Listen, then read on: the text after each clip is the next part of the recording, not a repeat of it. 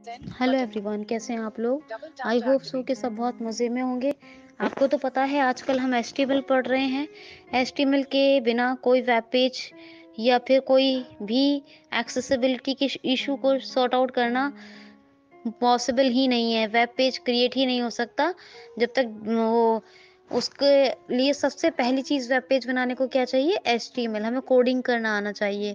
तो आपको मैंने बहुत कुछ बताया है, कैसे इंफॉर्मेशन लिखते हैं, कैसे हम हेडिंग्स लगाते हैं, कैसे हम टेबल क्रिएट करते हैं, है ना। तो सारी चीज़ें बता दी। एचटीएमएल का यूज़ कहाँ होता है, कैसे होता है, कहाँ होता है, सारी चीज़ें बता चुकी हूँ। तो ये बातें आपको पता है। चलिए मैं टैग्स बता रही हूँ, उनको नोट डाउन कर लीजिए। देखिए, आपको मैंने बहुत बार एचटीएमएल का टैग तो बताया है जो आपको याद हो चुका होगा। बहुत बार मैंने आपको हेड टैग बताया है जो आपको याद हो गया होगा। मैंने आपको टाइटल और बॉडी टैग्स भी बताए हैं जो आपको याद होंगे। ठीक है, टाइटल और बॉडी टैग्स तो ये आपको याद होंगे। और दूसरी बात ये है कि अब मैं आपको टेबल के टैग रिवाइज करवा देती हूँ, क्योंकि ये टैग तो हर किसी चीज़ के लिए ज़रूरी होते हैं अब तक। एट्रीब्यूट्स वगैरह मैंने बताए हैं, वो भी याद होंगे। लाइन चेंज करना मैंने बताया है, मिस्टेक्स को हाईलाइट करना मैंने बताया है। ये तमाम की तमाम चीज़ें आपको याद होंगी।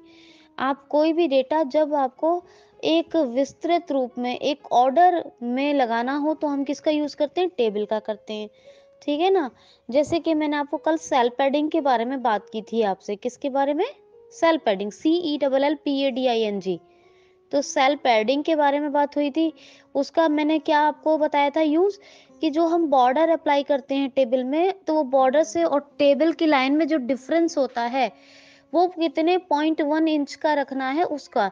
तो मैंने कहा था वैल्यू उसकी या तो 1 क्रिएट की, मतलब 1 रखिए या 2 रखिए। उसके वैल्यू कितनी रखनी है, 1 या 2।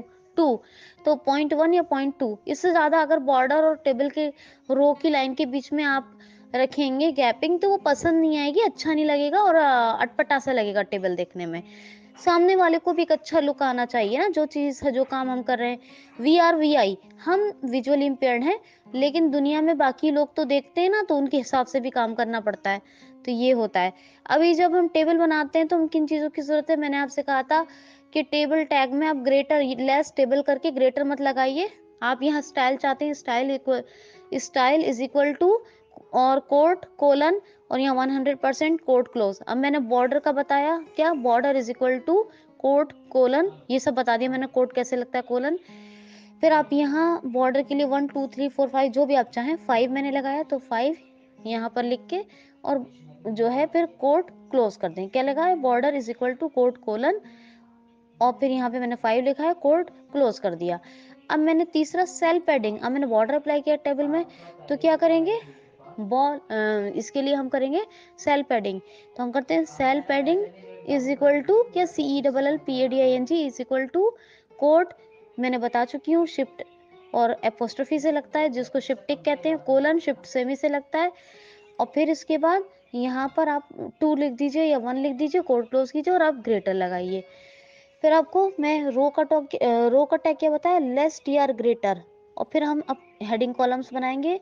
पहला कुछ भी जो डेटा लेंगे हेडिंग कॉलम के लिए, लेस TH ग्रेटर, और जो डिटेल लिखनी है फिर लेस TH ग्रेटर। फिर दूसरा कॉलम बनाएंगे लेस TH ग्रेटर, फिर जो डिटेल लिखनी है वही मतलब डिटेल जिस कॉलम हेडिंग कॉलम की हेडिंग कॉलम लिखेंगे ना, तो लेस TH ग्रेटर।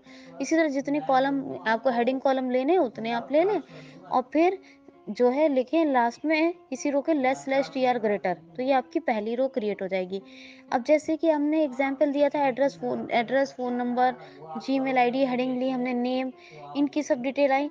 इसी की तरह ये अब डेटा कॉलम बनेंगे। तो फिर से रो का टैग ओपन करना होगा आपको, लेस TR ग्रेटर, क्या, लेस TR ग्रेटर, और यहाँ पर फिर लेस TD ग्रेटर, वो डिटेल लिखिए, डेटा लिखिए और लेस TD ग्रेटर, फिर लेस TD ग्रेटर, फिर दूसरा जो आपको कॉलम का डेटा है लेस TD ग्रेटर, फिर लेस TD ग्रेटर, और फिर तीसरे कॉलम का जो डेटा है लेस TD ग्रेटर, और फिर इस रो को क्लोज कर दीजिए लेस TR ग्रेटर। इसी तरह फिर से रो का टैग ओपन करिए, लेस TR ग्रेटर, है ना, फिर लेस TD ग्रेटर।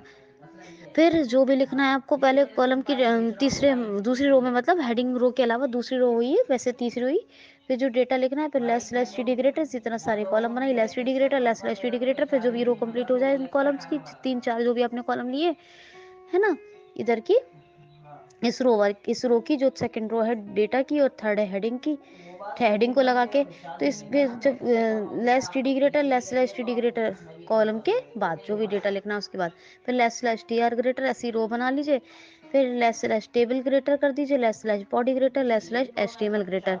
दोस्तों मैं छत पर बैठी हुई हूँ रिकॉर्डिंग करने के लिए, तो यहाँ पर बराबर से नेबर्स की वॉइस आ रही है, जो बैकग्राउंड नॉइस है आपको फ्रेंड्स, ये कुछ बराबर के होते हैं जब कंजस्टेड होता है थोड़ा सा, तो कभी कभी समटाइम्स ऐसा होता है, प्लीज़ उसको एडजस्ट कर लीजिएगा ज़रूर, ठीक है। तो आप इस सेल पैडिंग को अप्लाई कीजिए, बॉर्डर स्टाइल को बनाइए, इस टेबल में अपनी तरफ से इसको डेटा लगाइए, और शोर थोड़ा नॉइज़ ज़रा ज़्यादा आ रहा है, तो हम इसको यहीं ख़त्म करते हैं, कल की क्लास में मिलते हैं, लेकिन आप एक्सप्लोर करके ज़रूर रखिएगा। Enough for today, thanks for listening.